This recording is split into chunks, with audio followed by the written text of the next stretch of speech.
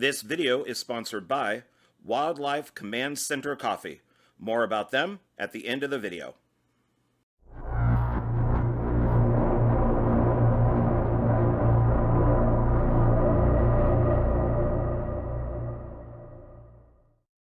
Hey everybody, it's me, John Ward, and I am back with another Dark Park Film Reviews.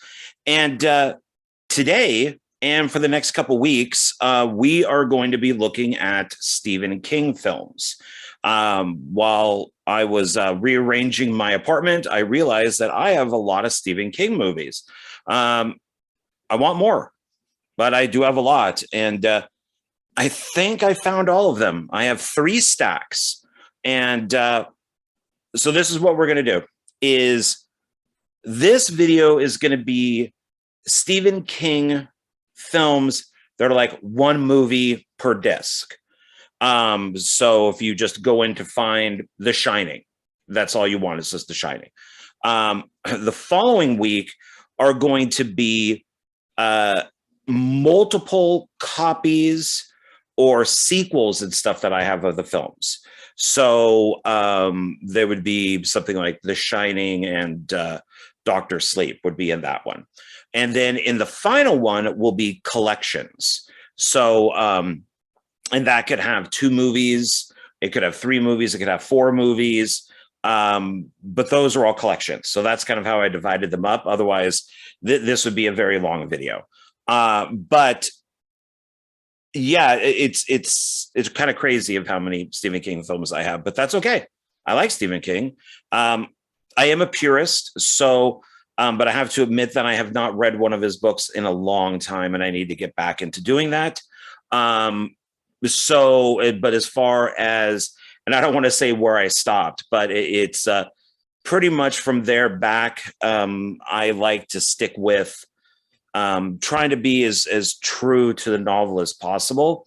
So, yeah, so some of these work and some don't. But I think I got a pretty good selection here to start off with. And yeah. So let's kind of get to this. So what I have here is 1, 2, 3, 4, 5, 6, 7, 8, 9, 10 DVD and 2 Blu-ray. So I got them all neatly stacked right there. And today I have for my mug is this is supposed to look like a lens from a camera. They did a pretty good job on it. But I figured the camera lens would be appropriate for Stephen King movies. So I thought that would fit. All right. So the first one that I have, and this is from Scream Factory. And I do count this. It's Tales from the Darkside, the movie. So I do count this because it does have Cat from Hell, and which is a Stephen King story. It's not officially found in any Stephen King like anthology or anything. It was originally put into I think I read it in it's like Magicats is I think where I found it. Since then, and I did pull a couple things up here. So let's see. So Cat from Hell. Yeah, so Magicats 1984. I think that's where I first read this. And then it went on to being in this film here, in Tales from the Darkside, the movie. It is based on the short story by Stephen King, but the screenplay is by George A. Romero. And after that, then it was later reprinted as a bonus story in the paperback edition of Duma Key, and again in Just After Sunset, Stephen King's 5th collection of short stories. So yes and no, it's been in his collections. Like I said, this is Scream Factory, so it's got a really nice cover on it. It does have the slip jacket, which I really like. And what do they do with the back here? So it's the same. Yeah, it's the same, but they just, you just have this here. But yeah, it's really nice looking. It is the like I said, the Blu-ray. It is color. It is rated R, and let's see, it's widescreen, give or take 93 minutes because it has the plus or minus. And I remember I thought that this was okay when I saw it. I was always a fan of, Tales from the Darkside, the TV show.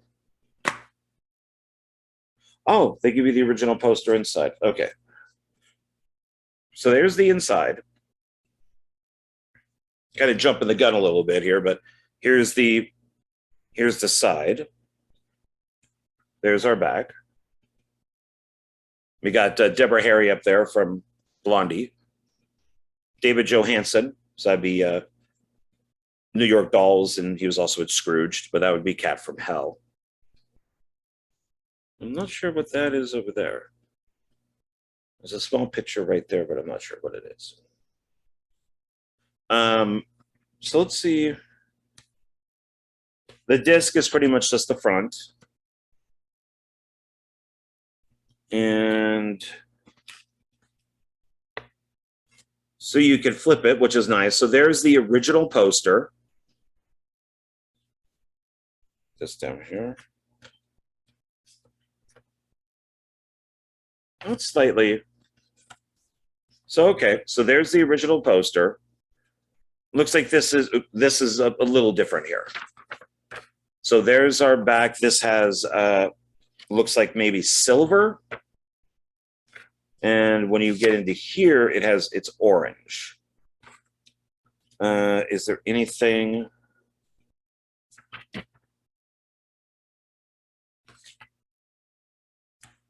Oh, maybe I can actually tell what that is. Looks like somebody at a window, maybe holding a book. I haven't seen this film in a long time.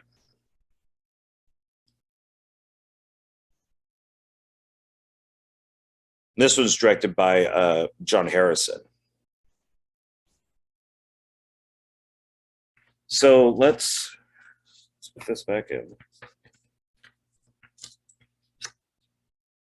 I always like when people do this. Scream Factory does that a lot. So I'm very happy with what they bring out. Oh, in there all the way. There we go.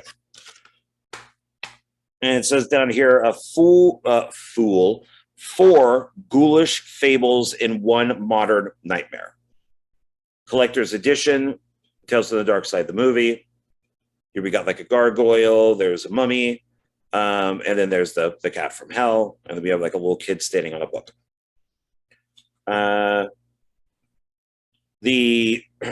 Dick Smith was the special effects consultant. Let's see here. Let me take a look here. Let me see. So Deborah Harry, Christian Slater, David Johansen, William Hickey, James Remar, Ray Don Chong. Special effects, makeup effects consultant is Dick Smith. Lot 42, which is inspired by the Sir Arthur Conan Doyle novel. And the screenplay for that is Michael McDonald.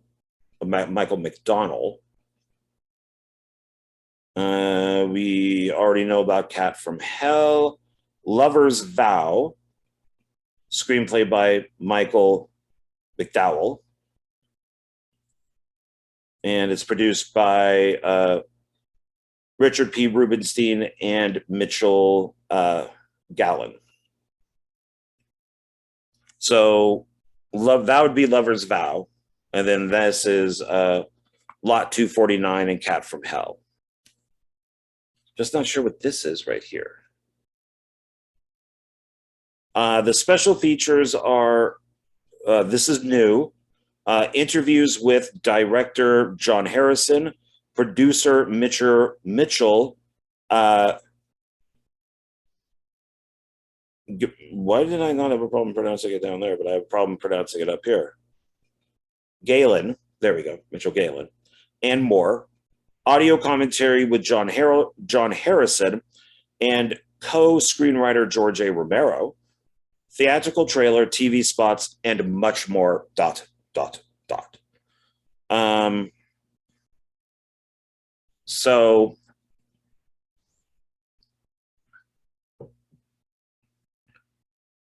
and there's so many of these. I don't know if I should read every single one, but let's see. Brace yourself for some killer stories. Killer being larger than the rest of it.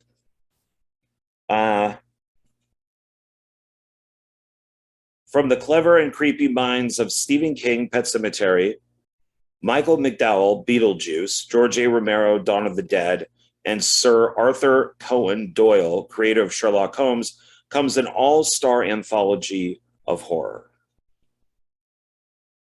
To keep from being eaten by a modern-day witch, Deborah Harry, Videodrome, great movie, a young paper boy weaves 4 twisted stories to distract her. In Lot 249, a vengeful college student, Steve Buscemi, is he in there? He's not in the actual credits down here. Steve Buscemi, okay. Fargo, resuscitates an evil mummy to teach unsuspecting student bodies, Julianne Moore, Kingsman, The Golden Circle, Christian Slater, Mr. Robot, A Lesson in Terror. Then The Cat from Hell follows which is my favorite story in here. Well, I like the Mummy one too, but I think Cat from Hell is my favorite. Cat from Hell follows a furry black feline who cannot be killed, ... He may have 9 lives, but those who cross his path are not so lucky. Finally, in Lover's Vow, a stone gargoyle comes to life, ... to commit murder. In this classic cult favorite, fear is a dish best served cold. So why is that one the classic cult favorite? I think most people know about Cat from Hell from this one. And then it would be Lot 249 and then Lover's Vow. Okay. I don't know. It's not a cult favorite with me. I mean, I like it, but okay. So, yeah, so we looked at all that. So that's Tales from the Darkside. Good movie, good series. Recommend it. Always good stuff from Scream Factory. Always do, or a lot of the time, is their own original art, which is nice. So let's see. Let's put this over here. Now, the next one is one that many people hate, or possibly has never even seen. I had to watch it twice. I hated it when I first saw it. And then I just didn't think about the books the second time I saw it. And it's well acted. It's beautifully shot. The effects are really good. The sets are really good. I mean, I think 100% effort was put out on this. It was just the absolute wrong idea for them to do this. And I think it pissed off a lot of people, including myself. And that would be The Dark Tower.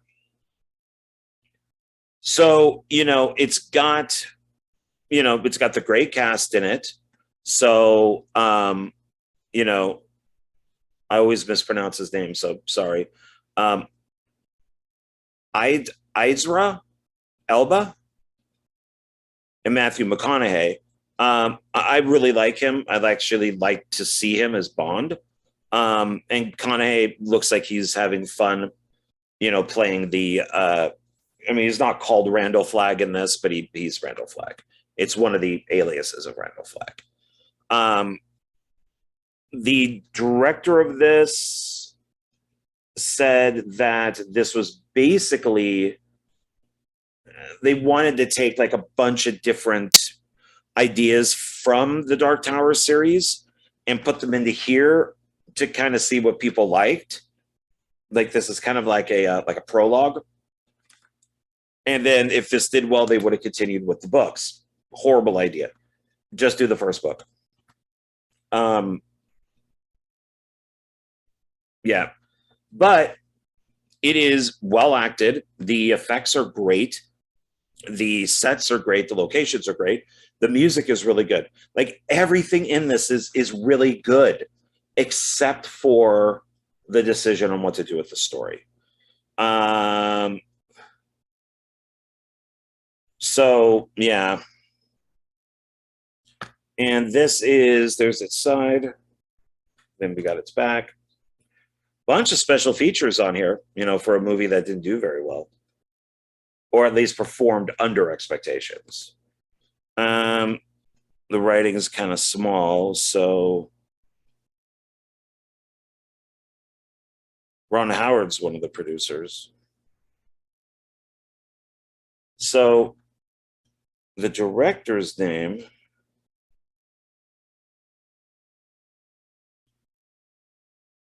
Nickel Ija.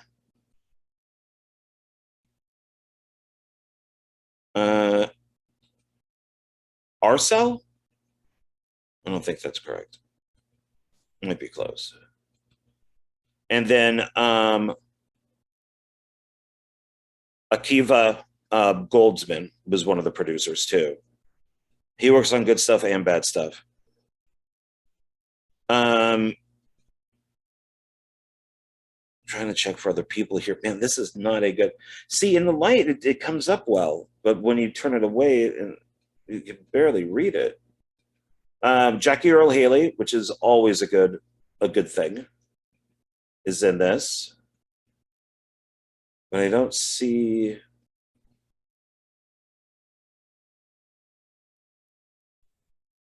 anybody else that I recognize.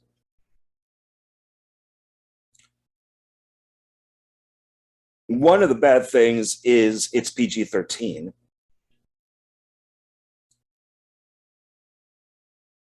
And it's Sony. I'm trying to find a running time on it. 2017. Man, they do not make this easy to read.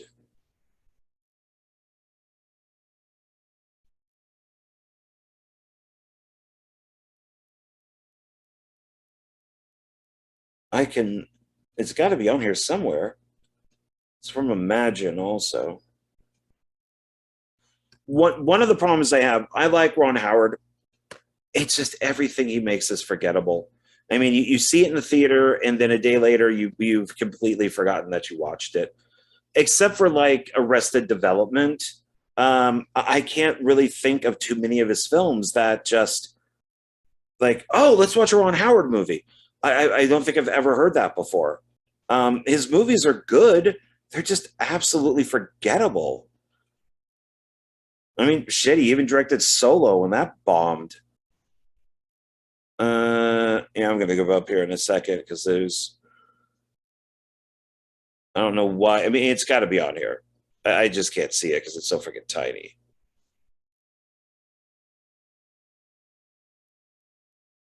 And I guess they have to put some of this stuff on here for legal reasons, but let's see. So I think it's around 2 hours, somewhere in there. Special features are, let's see, Blu-ray exclusive. So if you're going to get this, get Blu-ray because you get more on it than you do the DVD. Let's see, deleted scenes.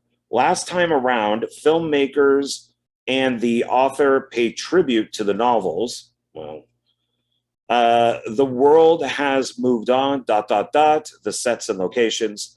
Stephen King inspirations. Discover the journey from the book series to the screen. A look through the keyhole. Vigilance. Vignettes.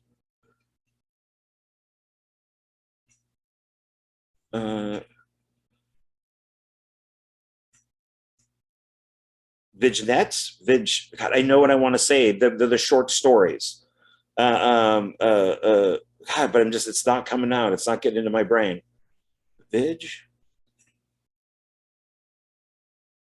Viginettes. You know what I'm talking about. I know what I'm talking about. It's not computing correctly. Narrated by Roland and the Man in Black.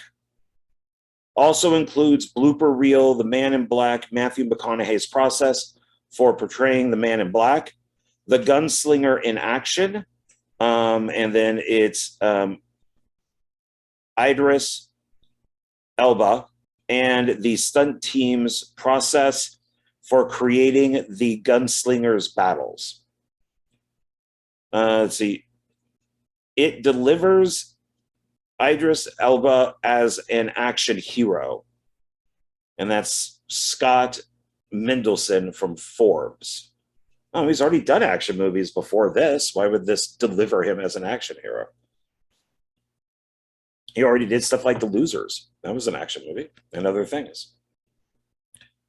Based on the best-selling book series by highly acclaimed author Stephen King, The Last Gunslinger, The Last Gunslinger, Roland, Idris Elba, has been locked in an eternal battle with the Man in Black, Matthew McConaughey, determined to prevent him from toppling the Dark Tower, which holds the universe together. With the fate of the worlds at stake, good and evil will collide in an epic battle as only Roland can defend the tower from the Man in Black. I mean, it's pretty much the idea of the book or books. I'm still just trying to find that running time on here. It's like I'm obsessed with it. It's a simple synopsis. Doesn't talk about the kid or anything.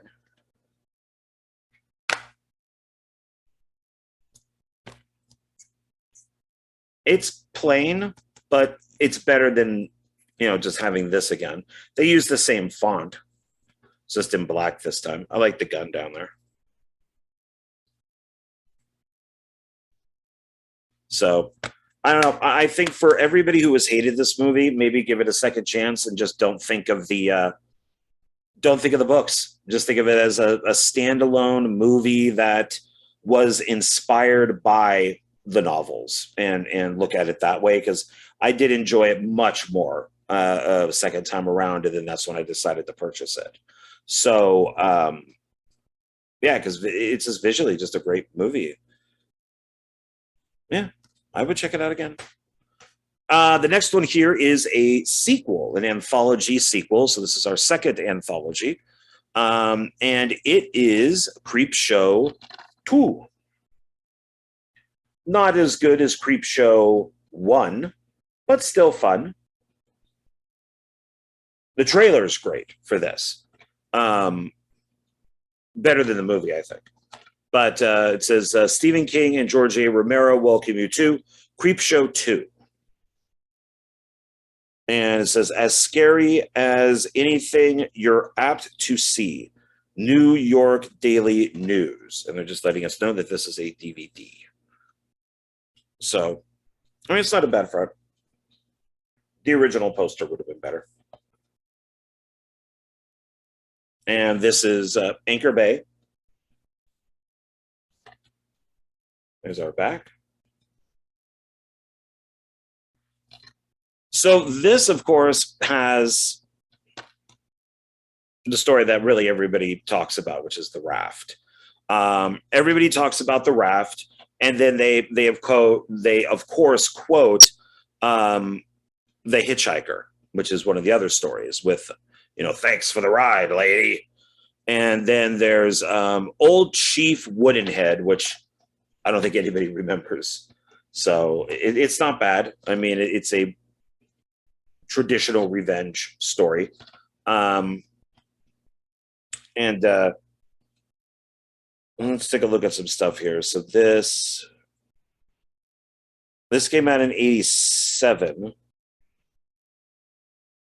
So the film is 87, but this DVD here came out in 2001. Features special, so widescreen presentation, enhanced for 16:9 TVs, theatrical trailer, and behind the scenes still gallery. Michael Gornick directed this one. based on the stories by Stephen King. Now, the interesting thing about this is the raft comes from Everything is Eventual. The Hitchhiker and Old Chief Woodenhead are news stories that King wrote. So they are not technically in anything. I brought that up too. So let's take a look here. Creepshow 2.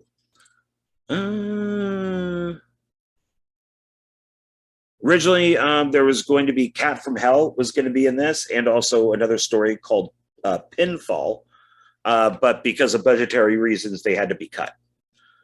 But it looks like, yeah, that from what I read here is, excuse me, Stephen King wrote like a treatment for this with the stories in them. And then Romero wrote the screenplay. And I guess for budgetary reasons, he stuck with Old Chief, Woodenhead, The Raft, and The Hitchhiker. And two of those are original stories for this. And then The Raft is one that was taken from, and I'm going to double check. No, I've not Everything's Eventual. I'm sorry, my bad. I take that back. It's Skeleton Crew. One of these is from, yeah. So it's Skeleton Crew. 1985 anthology novel. So, and for those who, oh, this is also New World Pictures. So let's see. So it says here to, let me shrink this down here. There we go. Join our old friend, the rotting creep himself, that'd be Tom Savini, as he introduces this horror anthology, which presents gruesome looks at three tales of horror. A hit-and-run driver in The Hitchhiker, a wooden Indian on the warpath in Old Chief Woodenhead, and four friends whose vacation on a secluded lake turns into a nightmare in The Raft. See, the thing too, I think these are in order too. So what you do is you start it out with a story that's interesting, that's fun and has a lot of action. So you start that off with The Hitchhiker. Then you go to the weakest one, which is Old Chief Woodenhead. And then to get people back into it and to get them talking about it and recommending it, you show them The Raft, because that's the best one in here. So that's how these things work. Let's see. Creepshow 2 is a deliciously wicked roller coaster ride that will plunge you into the heart of darkness and to the very brink of madness. Just when you thought it was safe to come back to the movies, ooh, it's kind of COVID-y, along comes a fright fest like Creepshow 2.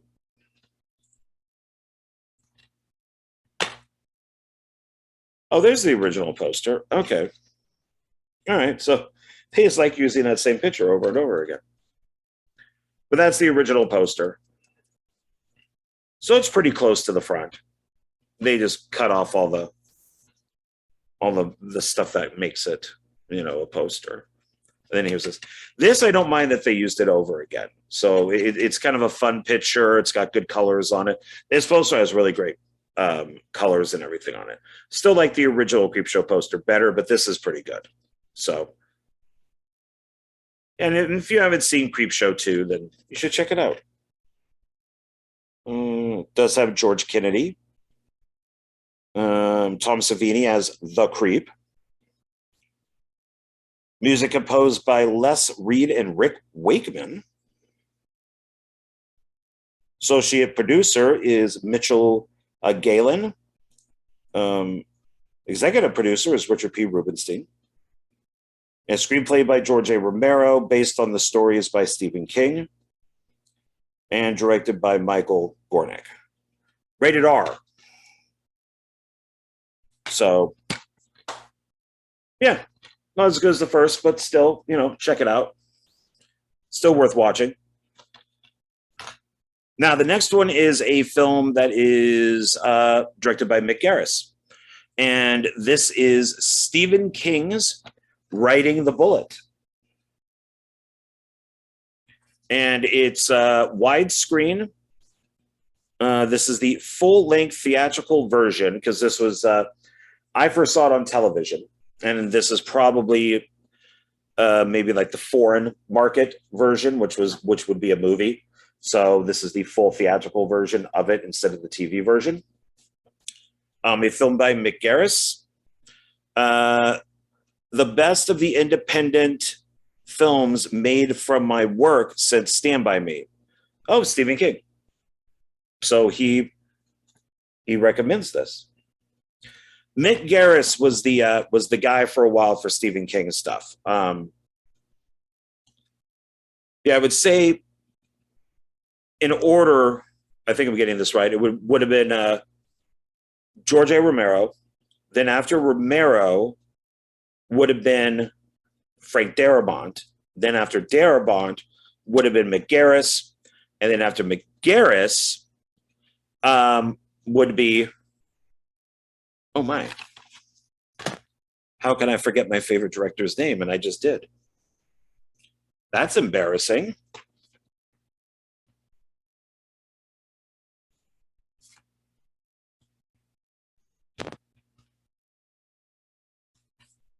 Where is it?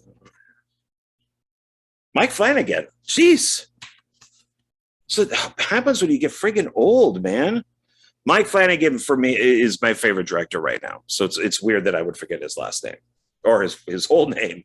But yeah, Mike Flanagan would be the newest Stephen King guy. And all of them do a good job, just at different degrees. So back to Writing with the Bullet. So we got two eyes up here if you can't see it. It does say the dead travel fast. There's a car there that looks very much like Christine. And we got a guy here hitchhiking. Ooh, is that the hitchhiker from Creepshow 2? We got some cemetery stuff here.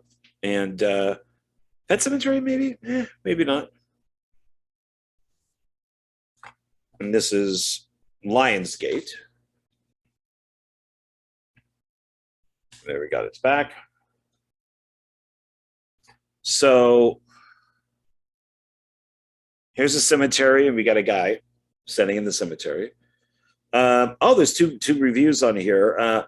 Writing the Bullet delivers the shocks. And that's Frank Darabont, writer, director, The Green Mile and The Shawshank Redemption. And then scary, haunting, and surprisingly emotional. And that is from Tobe Hooper, The Texas Chainsaw Massacre. It is rated R. Looks like you formatted from the original 8:1 version in which the film was shot. Only presented in widescreen to recreate the theatrical viewing experience. Okay, that's good. I was worried for a second there that it was full frame. Really kind of wanted to look at that for a second. It is 98 minutes. It's rated R for violence, disturbing images, language, drug use, and some nudity. Nudity. Not too bad. Written for the screen, produced and directed by Mick Garris. And let's see if there's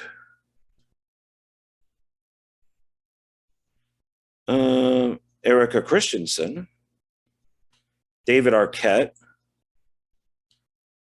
Cliff Robertson, Nikki Katt, Barbara Hershey.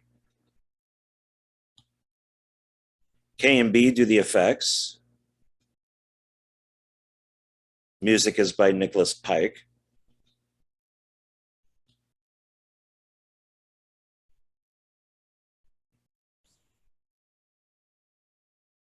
And then it says, so Mick Garris is written for the screen. And then it says, based on Writing the Bullet, written by Stephen King. So I brought something up here with it too. Let's see. So Writing the Bullet was originally Stephen King's first introduction to the internet. It was an ebook that you could get for $2.50. Oh, this is the one that was in Everything's Eventual. So Writing the Bullet became included in Everything's Eventual, but it was at first an ebook. And the book came out in 2000, long time ago, long time ago.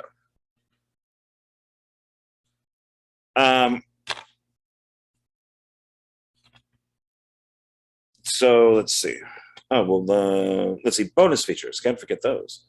Okay, so we got the widescreen. I guess all I had to do is look right here. It would have told me if it's widescreen or not. 5.1 Dolby Digital, director, cast, and crew commentary. Oh, that should be fun. Shooting the Bullet, mini featurette gallery, the art of writing the bullet, storyboard to film comparisons, trailer, English and Spanish subtitles. So let's find out what this is about. It's very short, which is nice. Alan embarks on a 100-mile hitchhike to see his mother in the hospital. Along the way, he must confront his many demons, both living and dead. Oh, there's the little hyphen thing right there. Hard to see, but it's right there. And in the end, make the ultimate choice that will mean life or death for him and his mother. Okay. A lot of these I have not seen in a long time. A lot of them I saw when they first came out. I remember liking this.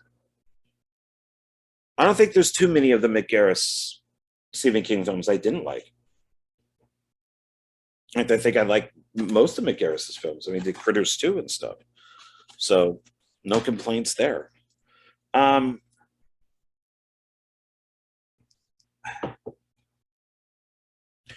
The next one is, of course, a classic, and it won an Academy Award.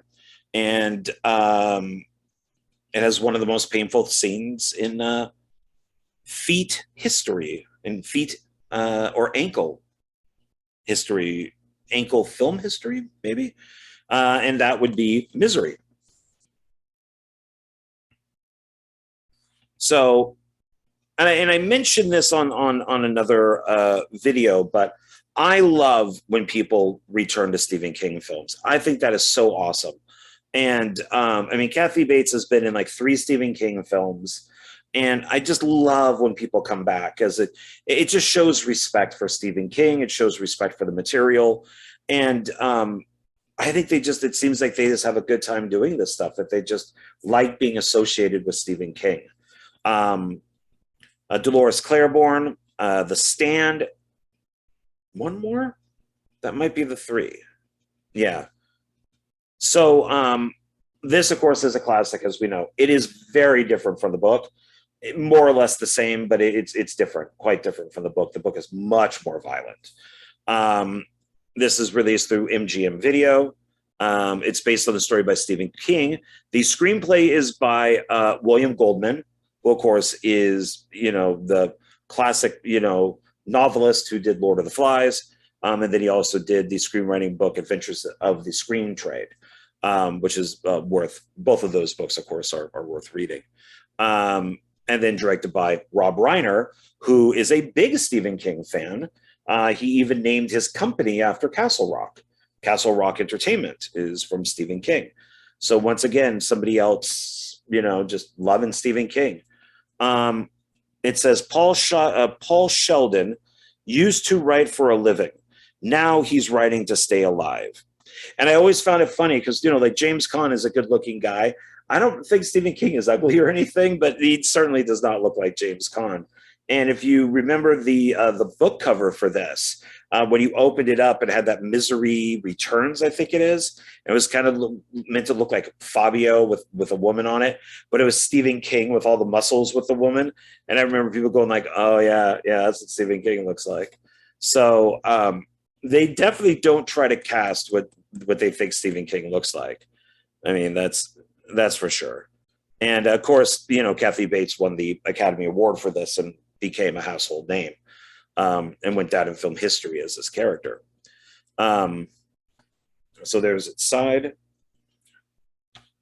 got its back, and this is there's a review up here. 3 stars. A Stephen King white knuckler, and that's from Leonard Moulton. And let's see, special features: collectible booklet, original theatrical trailer, and teaser trailer. Anybody? Director of photography is Barry Sonnenfeld. Barry Sonnenfeld did Men in Black 1, 2, and 3, Addams Family 1 and 2. It's got a good DP on it. Oh yeah, Lauren Bacall was in this. That's right, Bogart's wife. Richard Farnsworth. Yeah, this has got a bunch of people in it. Rated R. Looks like you could get a widescreen and full screen. Hour 48 minutes. It's color, and it's made in 1990. Okay, so let's see here. A heart-stopping psychological thriller. That's Joel Siegel. This Academy Award-winning film is one of the best horror movies ever. That's from Time. Adapted from a Stephen King novel by Oscar-winning screenwriter William Goldman, All the President's Men, and Butch Cassidy and Sundance Kid, if I'm remembering correctly, and directed by Rob Reiner, A Few Good Men. This chilling, it's funny that they're making a bigger deal out of William Goldman than they are the director, Rob Reiner. This chiller starring Kathy Bates, Titanic, and James Caan, The Godfather, is a Hitchcockian kind of cat and mouse, the New York Times, game played between 2 cunning minds, one as sharp as a tack and the other as blunt as a sledgehammer. So I'm guessing tack, sledgehammer. Oh, look, there's a sledgehammer. Novelist Paul Sheldon Kane, or Kahn, doesn't remember the blinding blizzard that his car that sent his car spinning off the road. Nor does he remember being nursed back from unconsciousness. All he remembers is waking up in the home of Annie Wilkes Bates, a maniacal fan who is bent on keeping her favorite writer as her personal prisoner, ... for the rest of his cock-a-doodle life. Because that's her big thing. And then, Bates won the award in 1990, the Academy Award. 1969, Butch Cassidy and the Sundance Kid for William Goldberg and or Goldman, sorry, William Goldman. Butch Cassidy, and then 1976, All the President's Men. 2 great films. So, okay, so here's the inside. So double-sided disc. One side is widescreen, one side is full frame. This is the booklet. Now, remember on one of the other videos, which was my Zia Records purchase one for the end of the year, it mentioned a booklet also, and the booklet was not here. Here is the booklet for Misery. So I was very happy about that.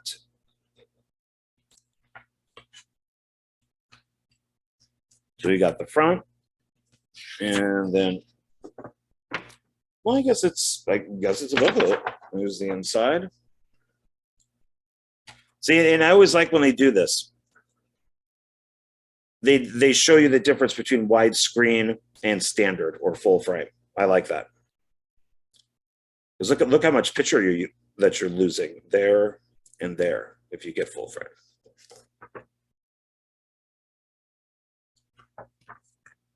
So Misery, don't think I need to say go out and buy that one. If you're a Stephen King fan, you should own it. But then I didn't own it until recently, so who am I to say? Probably should have been one of the first ones I bought. I recently bought the Shining too. I never owned it. That's because I'm a fan of the TV one better. Don't hate me because I'm beautiful. It's just a fact. It's a better film. All right. So, directed by Mick Garris. All right. So the next one is a fun kind of comedy sequel that's directed by Larry Cohen. And this was part of a contract that he had with Warner Brothers. And it is A Return to Salem's Lot. So I enjoy the Stephen King movies that are based off of his, books and short stories, but I also enjoy like the spin-offs or unofficial sequels or whatever they are that other people make. And I like those, so I collect those too. So this is Warner Archive Collection. There's our vampire from the original film. There's a Barlow. And like I said, Larry Cohen, looks like he wrote and directed this. He did the story. Yeah, he was also one of the screenwriters. So he had a deal that was with Warner Brothers. I think it was for 2 films. And this is one, and then It's Alive 3, Island of the Alive was the other one, which is also really good. There's its side. There's this big Warner Brothers thing down there, big logo. And here's the back. Not seeing anything for special features. It is rated R. It's 101 minutes.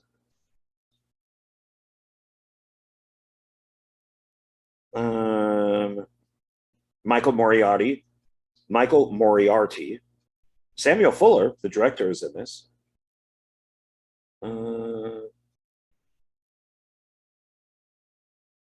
Daniel Pearl. He was the DP on this. He was the DP on the original Texas Chainsaw Massacre. He then came back for the Michael Bay remake. Executive producer Larry Cohen. Story by Larry Cohen and James Dixon. Story by Larry Cohen. Based on the characters created by Stephen King. Directed by Larry Cohen. Doesn't say if it's widescreen or not, but I have to assume it is. Here they give on the side the Warner Brothers website. Go to. Here we have what looks like a vampire. I believe that's Samuel Fuller. Might be a little kid vampire, possibly. But I remember this being fun. So let's see here. Let's see. In a certain New England town, it's hard to keep the dead down. Its shocking story continues, courtesy of Larry Cohen, a master of cinematic horror, the It's Alive trilogy. He really is. I mean, he was such a great and underrated filmmaker. Even his cheapest films had some sort of message to them, and I really like that. And the writer of police action thrillers, bestseller Maniac Cop, tapping into the senses of the macabre as well as satire in a clever chiller based on the characters created by Stephen King. Joining in to bedevil and terrify are Michael Moriarty as an anthropologist asked to write a Bible for the town's ghastly group. Andrew Duggan as the leader of the townsfolk, introducing June Havoc and Evelyn Keyes, who hide their blood-feasting bent behind sweet exteriors, and filmmaker Samuel Fuller in a rare on-screen role as a vampire hunter. I'm realizing that I'm kind of stuttering through this in a way, but there are no commas in here. It really is one long sentence. So it's not giving me any time to breathe. That was the period when it said vampire hunter, and I could finally stop. But Yeah, it's weird. There are no commas in this to break it up at all. I guess it doesn't need it. I mean, but it's still wow. Um, for mortals who occasionally like to go to the devil and come back, a return to Salem's Lot is one terrific terror trip. So there you go.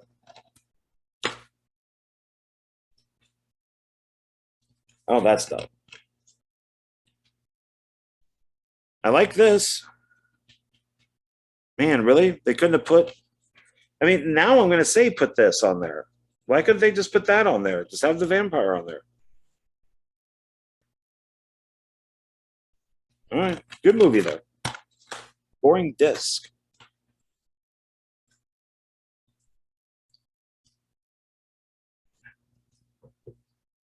All right. So the next one is one of my favorite directors. It's one of my favorite Stephen King films. And it's one of my favorite films in general. It's one of my favorite novellas that he wrote. And I think it's brilliant. The ending is 100 times better than what was written in the short story, which Stephen King even acknowledges. It is depressing and heartbreaking and horrible. I love this film. I don't give a shit what people say. It is probably one of the best Stephen King movies ever made, and it is really close to the book or short story, and that's The Mist. So this is a 2-disc collector's edition. Stephen King is The Mist, written for the screen and directed by Frank Darabont. And we have two people inside the supermarket with all of the. Oh, it looks like there's not monsters outside, but army people. There's a lot of army people out here. I'm not seeing monsters at all. The end is near. A masterpiece, one of the most shocking movie endings ever. That is from Pete Hammond, and that's from Maxim. I would agree with that. There's its side. Back. Says a wickedly entertaining thrill ride from Richard Roper, from Ebert and Roper.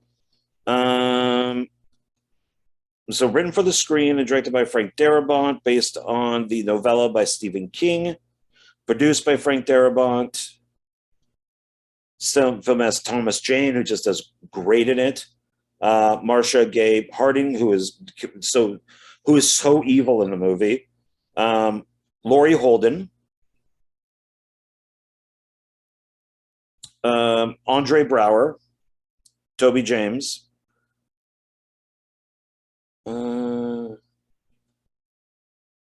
Creature effects are by Greg Nicotero and Howard Berger. It's got a good soundtrack by Mark Isham.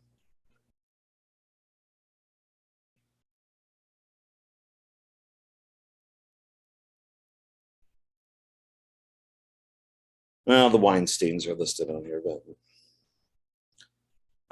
it is widescreen, rated R through Dimension Films. Disc 1, feature commentary by writer-director Frank Darabont, deleted scenes with audio commentary. Drew Strandson, an appreciation of an artist. Oh, yeah, because some of his art is shown at the very beginning of the film, including a poster from The Thing, John Carpenter's The Thing, without it saying The Thing. It's a great poster to have, I think, or painting. One of the other paintings in it also is The Gunslinger. So it's rolling. Might be one other, but I can't remember. Behind the scenes web episodes, trailer gallery. And this is cool. The disc 2, I forgot about this. Disc 2 special features. Frank Darabont introduces The Mist in black and white. Director's vision, the complete feature in black and white. So Darabont wanted to do this in black and white. He did the same thing with, I think it's the first episode of The Walking Dead, where he did it in black and white. It's to basically make it look like an old Twilight Zone episode or Outer Limits. He wanted it to just really kind of give it that kind of old sci-fi TV feel. Even recently, Mad Max Fury Road, Frank Miller released a black and white version of it. I have it on Blu-ray. It's the regular color version, and then it goes into the black and white version. Black and white just gives a completely different look and feel. I was so influenced by stuff like this that for my short film that I made called Skull Evil, which is a cosmic horror film, I turned it black and white and basically just made the slime from any green mist or slime or whatever that still stayed green, but the rest of the movie is in black and white. It just gives it such a different feel. What else is on here? Let's see. When Darkness Came, The Making of the Mist, Taming the Beast, The Making of Scene 35, which would be, I'm assuming, as they're saying Taming the Beast, I'm assuming the scene where the tentacle comes underneath the door and grabs the smart-ass kid. I could be wrong about that. I haven't watched these special features yet. Monsters Among Us, a look at the creature effects, and the horror of it all, the visual effects of The Mist. So let's see.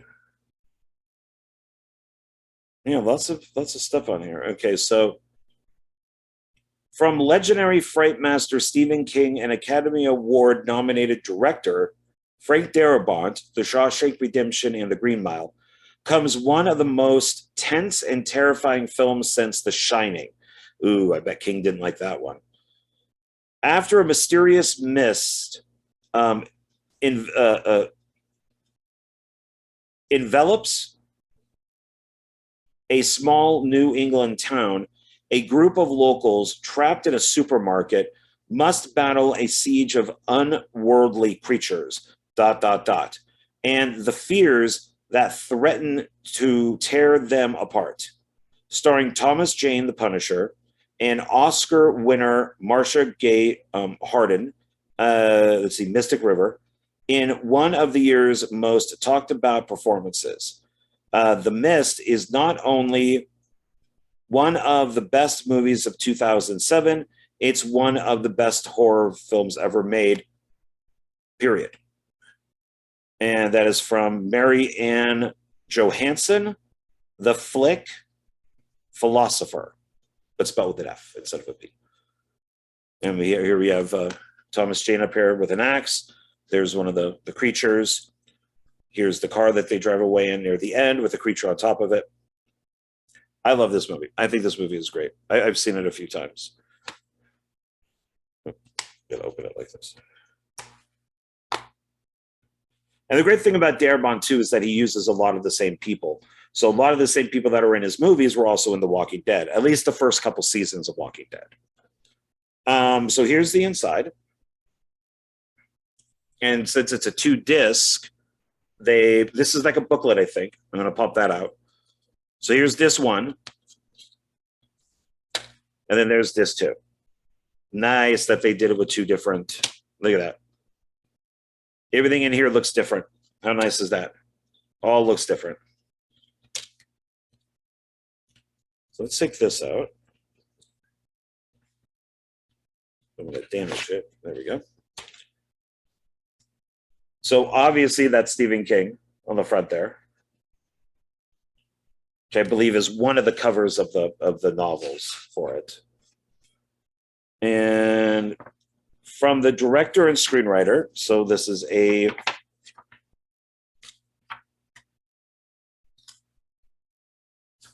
okay, so this is from Frank Darabont, and he talks about the movie.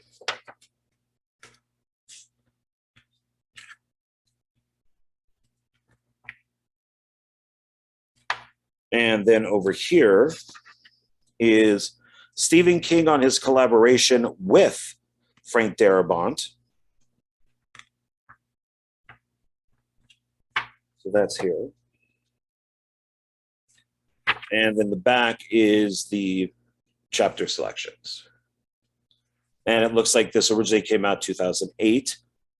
Yep, Weinstein Company. So, yeah. If you don't own it, you should. Great film. Once again, don't care what people say. It is a great, great movie. All right. Still in my kitchen, you can see. I might actually keep this like this. I actually don't mind it. Kind of like this look right here. It's interesting. Kind of reminds me of a Kubrick Shining type thing. It's with the way that it's angled. So I don't mind it. I kind of like it. I might keep it this way. Got a pizza box right down there from over the weekend. Always good to have garbage in your pitcher. All right, so the next one is another Mick Garris film, and this one was also written for the screen. It was just a screenplay, and I don't know if it's been in any other format other than a screenplay. So if you wanted to own it for your Stephen King collection, you'd have to buy the screenplay.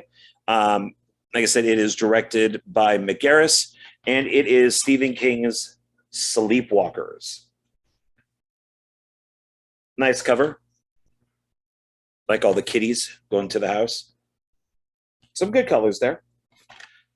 Cameos by Clive Barker and Stephen King, which is pretty cool. I think if I remember correctly, there's more than that.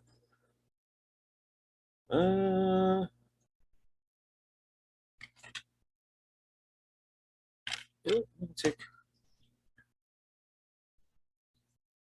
see here. Just going to take a look. I know there's more cameos in it. I think it's Toby Hooper. Stephen King's Sleepwalkers cast. Okay, let's see here. I prefer Wikipedia. There we go. And do they have a cameo area? They don't, but let's see here. So Brian Krause, he's the main. Alice Krieg, who was in, she was the Queen Borg in Star Trek First Contact. Admechin Amick, she's in this, beautiful. Ron Perlman. Sparks, he plays Clovis the cat. Okay, so here we go. Yeah, shit, there's a lot more cameos than what I thought. They should have listed all these on there. I know they're going for the two names, like names, but so Stephen King is the cemetery caretaker. John Landis is a lab technician. So John Landis would be, Animal House, Blues Brothers. Joe Dante is a lab assistant. Joe Dante did The Howling, and he did Piranha. Clive Barker, I don't think I need to explain who he is. He's a forensic tech. Toby Hooper, Texas Chainsaw Massacre, Poltergeist. He's also a forensic tech. And Mark Hamill, who's uncredited, plays Sheriff Jenkins. So that's pretty awesome. Love Mark Hamill. You got to love Mark Hamill in everything that he does. And Mick Garris, yeah, he did Critters 2, the main course. He also did Psycho 4, the beginning. And this came out in 1992. And it says here it was the first time Stephen King wrote a screenplay intended for the screen first rather than adapting it like one of his already existing novels or stories. So there we have a little bit of info on that.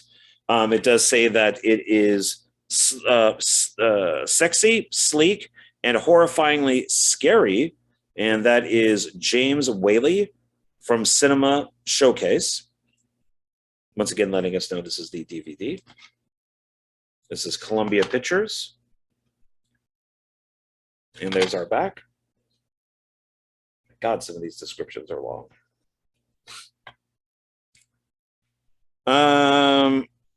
89 minutes, color, R. Music by Nicholas Pike, again.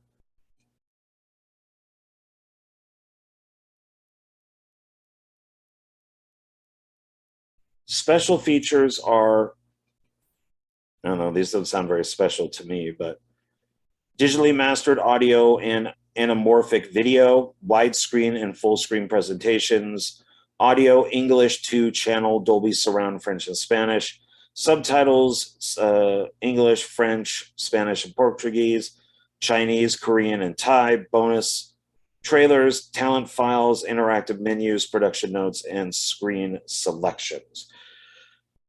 So I guess they just tried to throw everything on there they could to give a good chunk of special features. I don't think a lot of these are special features myself. So there we have Krieg right there. That's the mom. That's the son down there as a cat. There's Amik right there, looking all scared. Let's see. Only Stephen King, the dark genius behind Misery, The Shining, and Pet Sematary, could have written Stephen King's Sleepwalkers. Well, I would think so, because if it was, if it was called, I don't know, Joe Bob's Sleepwalkers, it would be weird for Stephen King to be writing it. So it's kind of weird to say that only he could have done this. Well, it is called Stephen King's Sleepwalkers. A classic horror story that takes a perfect Norman Rockwell town and turns it inside out.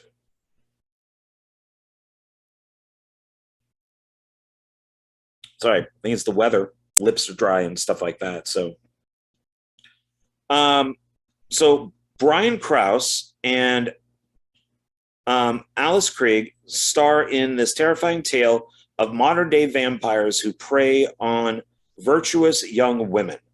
Madchen Amik is the sexually curious virgin who falls for the new boy in class, Brian Krause. Don't they all? Don't they all? Only to learn too late that his life-sucking sleepwalker, only to learn too late that, he's a life-sucking sleepwalker. Which is kind of funny because I don't think, I think to find out that he's a vampire is one thing, but to say a sleepwalker, like, oh my God, you're a sleepwalker, you'd have to do some research on that. I haven't seen this in a while, but maybe she does. And then she finds out that he's a sleepwalker, but that would not be the first thing that comes to my mind is, oh my God, you're a sleepwalker.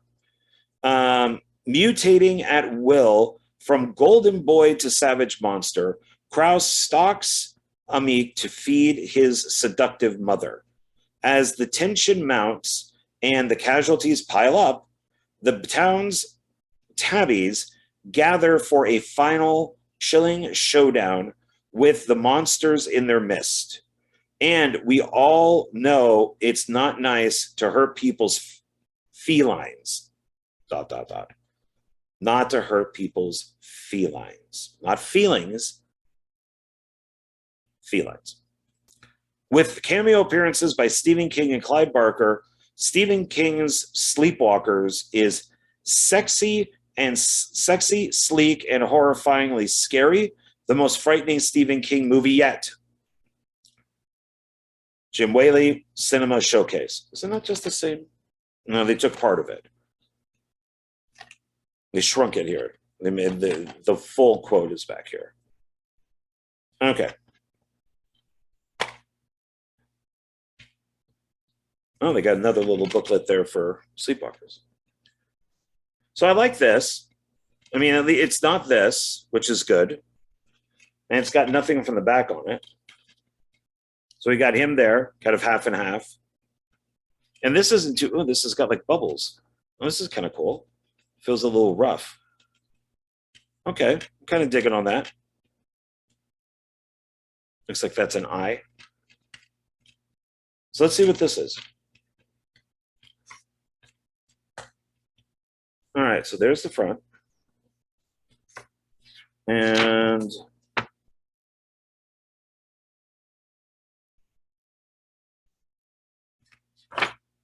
so it's about the film. And there's Stephen King with the kitty. That's Clovis.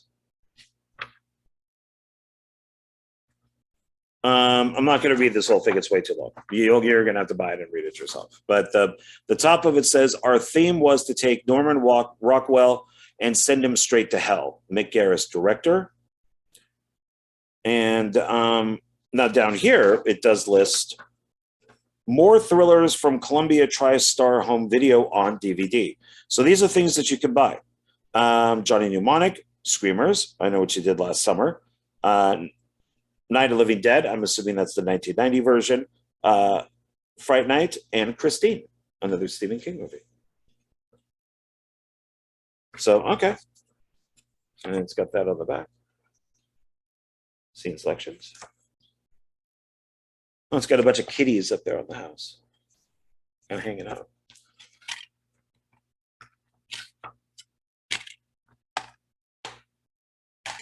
I don't know if I want to do these two right now.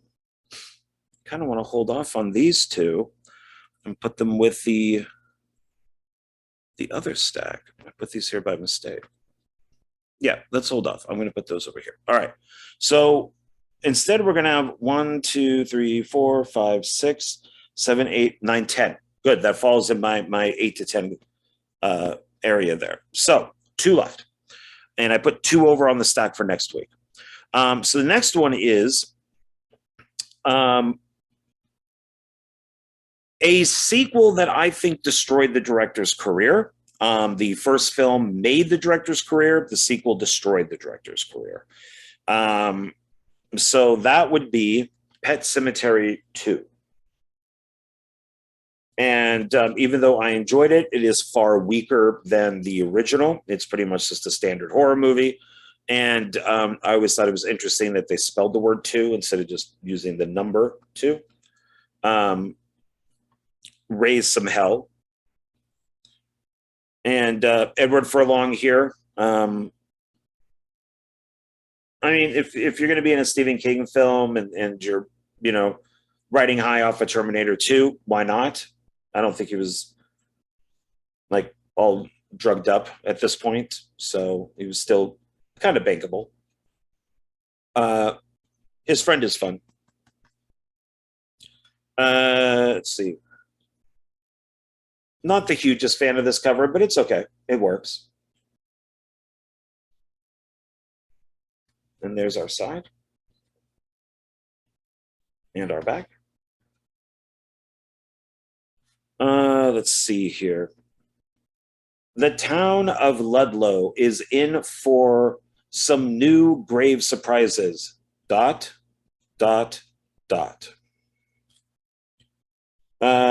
see. Special features, theatrical trailer, widescreen version, Dolby Digital English, 5.1 surround, English, 2.0 surround, French stereo, English subtitles.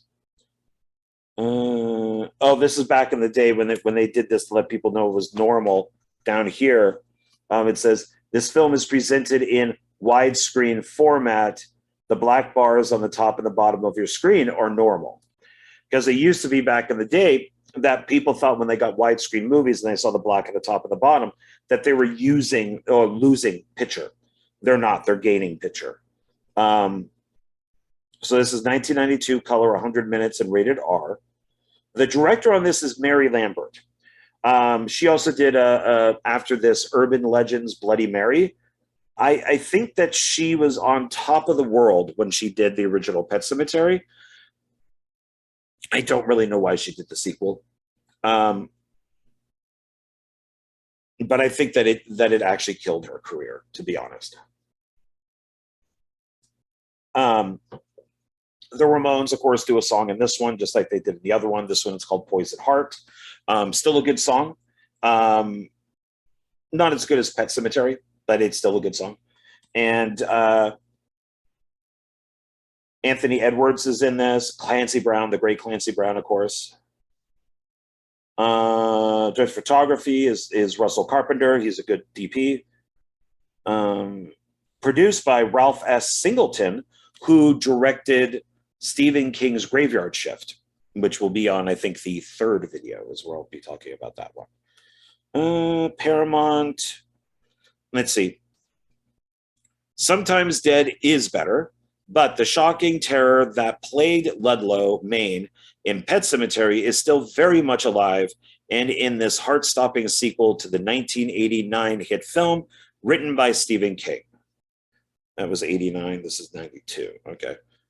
Let's see. After the death of his wife, veterinarian Chase Matthews, Anthony Edwards, TV's ER, and his 13-year-old son, Jeff, Edward Furlong, Terminator 2 Judgment Day, moved to Ludlow to rebuild their lives. Antagonized by the neighborhood kids, Jeff befriends another outsider, Drew Gilbert, who lives in fear of his cruel stepfather, Gus, Clancy Brown, Highlander. There can be only one. After Gus cold-bloodedly shoots Drew's beloved dog, the boys bury the body in the local Indian burial grounds, hence the pet cemetery, a place rumored to have powers of resurrection. When evil is awakened, the boys realize that sometimes you just should let sleeping dogs lie. There you go. I like what they do with Clancy Brown in this. I thought that it has some really good stuff in it. The beginning of it's kind of weird for the death of his wife. That was kind of bizarre. It's got some weird stuff in it. It's just not as good as the original, but it's worth picking up if you own the original. And the remake, wasn't too bad either, but I'll stick with the original. Oh, let's take a look at the inside. Okay. Kind of an awkward picture, but at least it's different. So Pet Sematary 2, there's Edward and the other kid. They have a shovel over here. So it just kind of seems like it's squeezed in there or elongated. It just looks weird. But at least it's not just this. So, excuse me. I do just a little bit more of this. Okay. Now for a final one. This was also a TV miniseries. I thought it was very good. It is another one directed by, hold on. Nope, not directed by Mick Garris. Actually, it's the director of Action Jackson. And this was quite good. It's another one of those scripts or teleplays that was written by King just for the big screen, but I believe he did publish this, but it's as the teleplay. It's not like as a novel. So you would still get like the script in it. I remember when it came out, I did buy it to add to my collection, and that would be Storm of the Century, which I really liked. And it says special commentary by Stephen King right there. Stephen King's Storm of the Century, an unspeakable evil has arrived. This is from Trimark. It's PG-13. I think this has always kind of been the poster for it, so I won't say if it's good or bad. It just is the poster for it. Got that.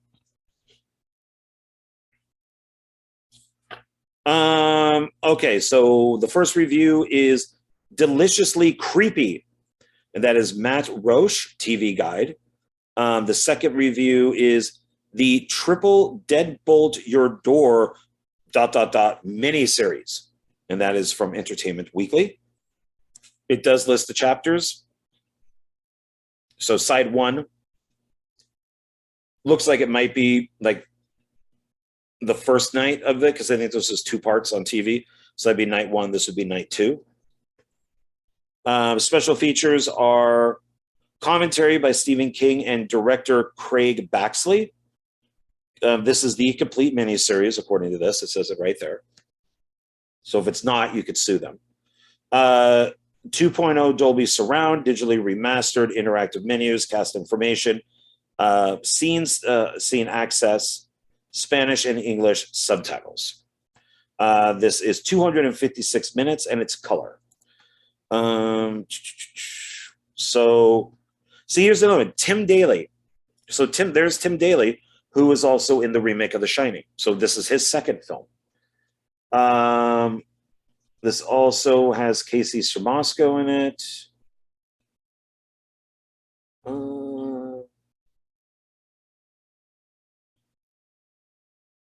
Executive producer, one of them is Stephen King. Written by Stephen King. Yeah, PG-13. 1999. Try mark. And you got some snow here. Looks like a snow-covered house and a car with a tree on top of it. So, okay, let's look inside. And it's just a regular disc. I mean, it's a double disc, so I guess you can't do much with it. You got to flip it. So, like I said, I think part 1 is on side A, and then part 2 is on side B. So, all right. So that's that. So let us recap our Stephen King movies, and we'll start with the one that we just looked at.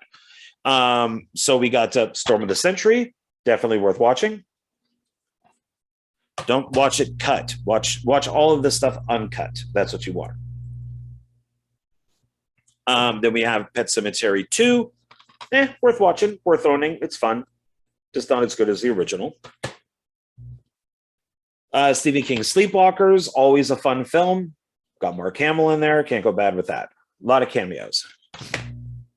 The Mist, one of the greatest Stephen King movies ever made. I would definitely put it in the top 5. So definitely check it out, especially the black and white version. A Return to Salem's Lot, which is fun. Larry Cohen, always enjoyable. The classic Misery. She gonna hit him in the face?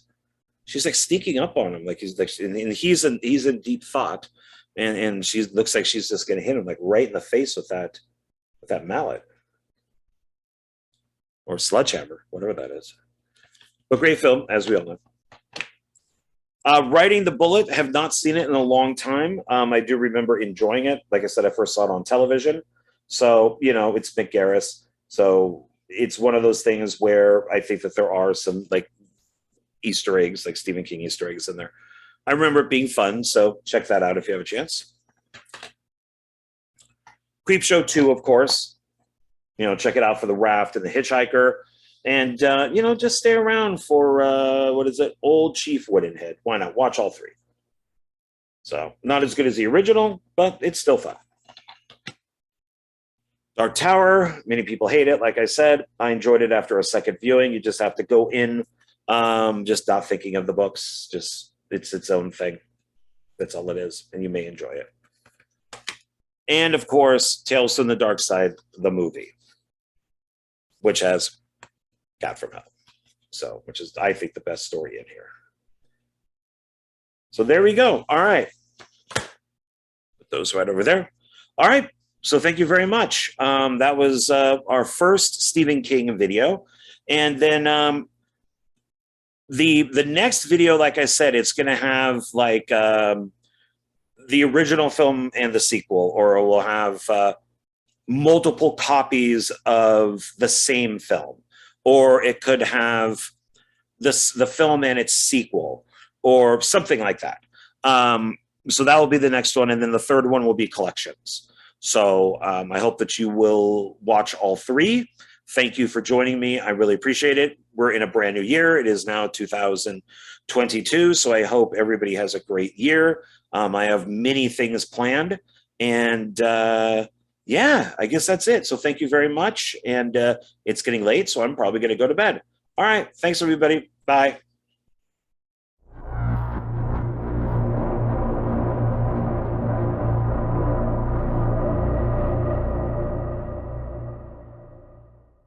Hey, everybody. Thanks for hanging out after the video. And thank you for watching the very first Dark Park Films sponsored video. And who is that sponsor? Well, I've now learned if I do this with my hands, they go to the right area. There we go. That would be Wildlife Command Center Coffee, and you can purchase it right there. You can go to their website, which is buyWCC.com, and pick up their coffee. They have 2 blends, which I'm going to show you now. The first coffee is this one right here.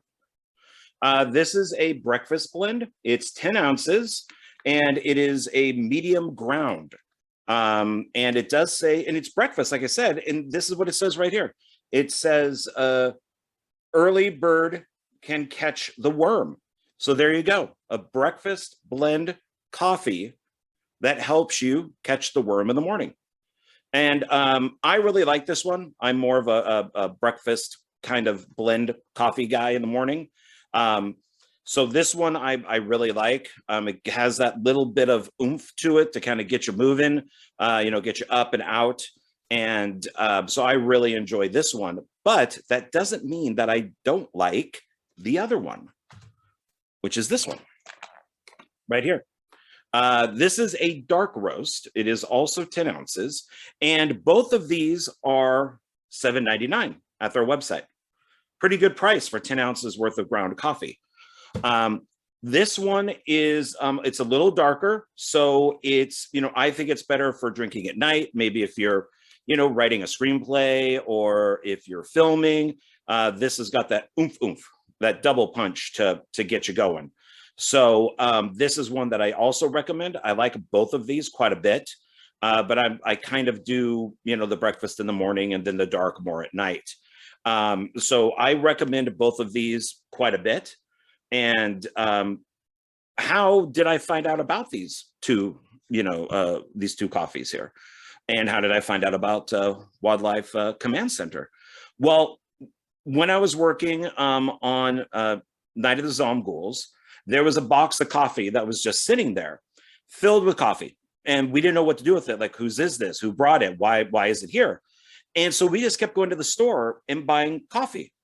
And then one day I said, why don't we just get the coffee out of the box and use that instead of, wasting money on going to Smith's or whatever and picking up coffee. So we did.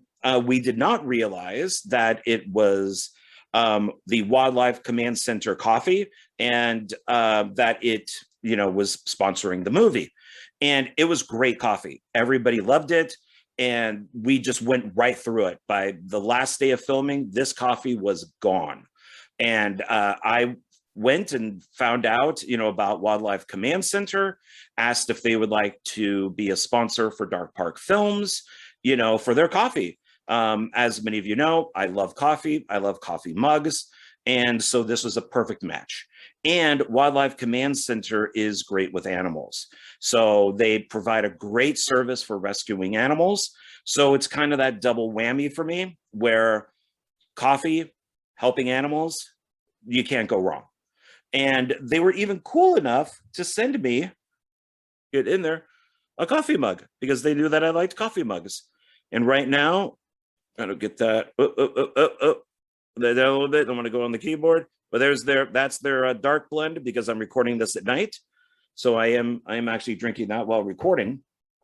Also, one thing that you can get at their website, which is cool, is you can get this. There you go. This pocket knife, which is $9.49. And this is pretty cool because it has their name on it. Wildlife Command Center, we can catch it. And this is what it looks like. Put that down there. There we go. Fully out. So you're getting like the bottle opener, you got the corkscrew, you got a screwdriver, you got a blade, and then you got this little hook thing that you can pop it into something that doesn't have a tab, and then the liquid or whatever in there will come out. So this is pretty cool. And I'm just going to keep mine in my car, because you never know, you might need a pocket knife. So please support them.